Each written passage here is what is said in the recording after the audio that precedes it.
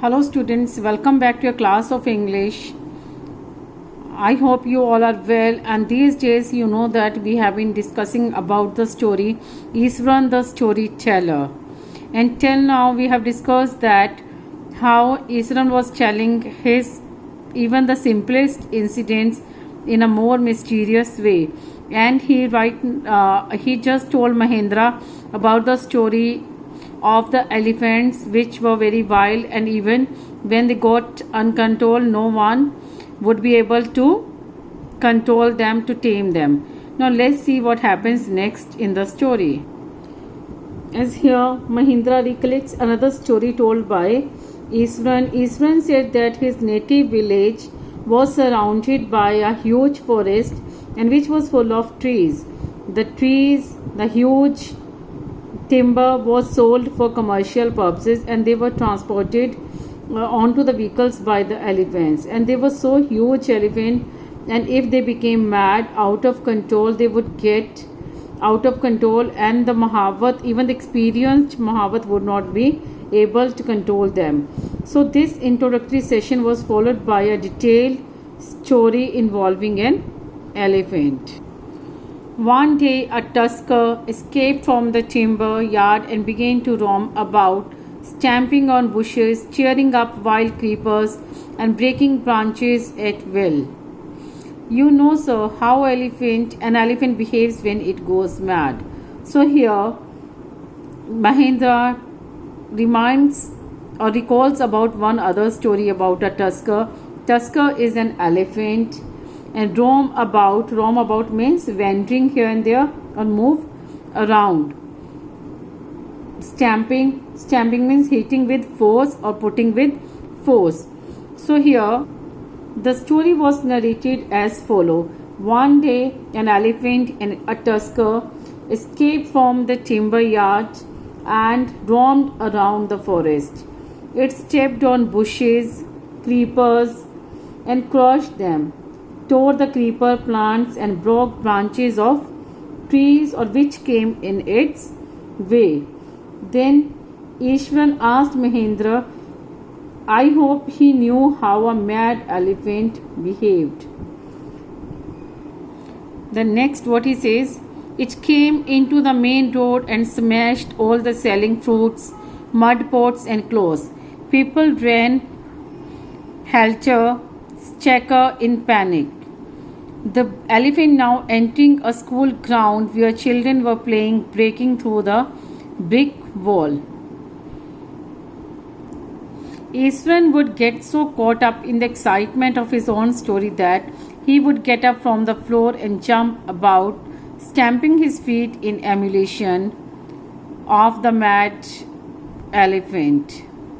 The elephant reached the outskirts of our town, breaking the fences down like matchsticks. He would continue. The word meaning of emulation is effort to match or surpass a person, typically by imitation or copying. So here Mahendra told us that Iswaran got up so excitement while narrating the story about the tusker that in his excitement he just got up from the floor and started jumping as he was trying to copy the wild elephant and just trying to copy his actions.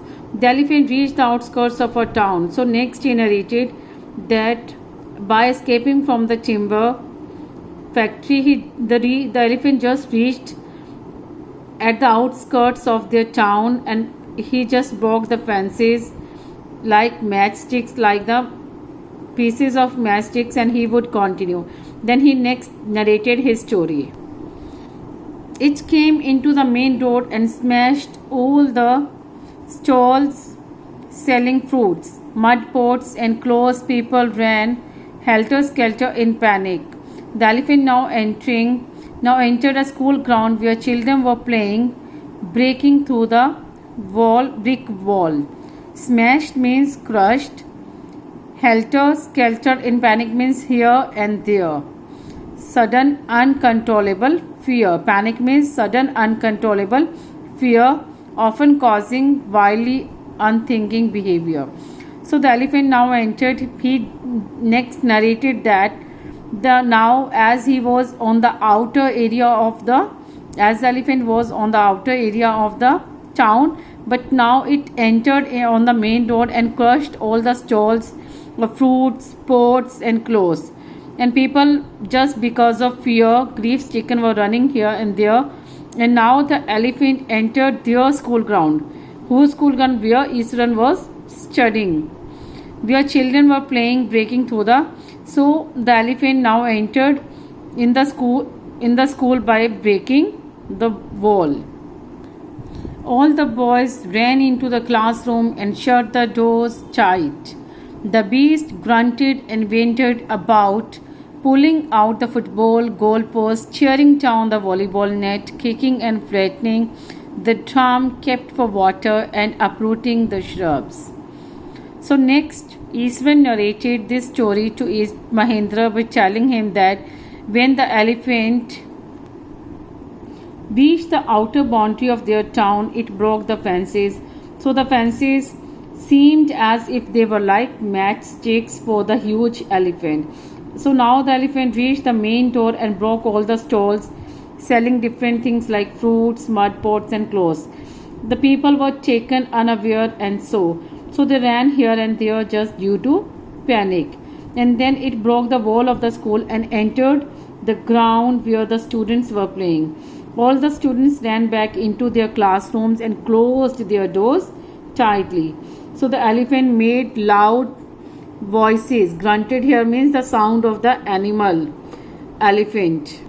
So the elephant made loud voices and just roamed around in the school ground. It broke the goal post in the football ground, tore the net that had been put up in the volleyball court, and stepped on the water drum and broke it and tore many plants as well.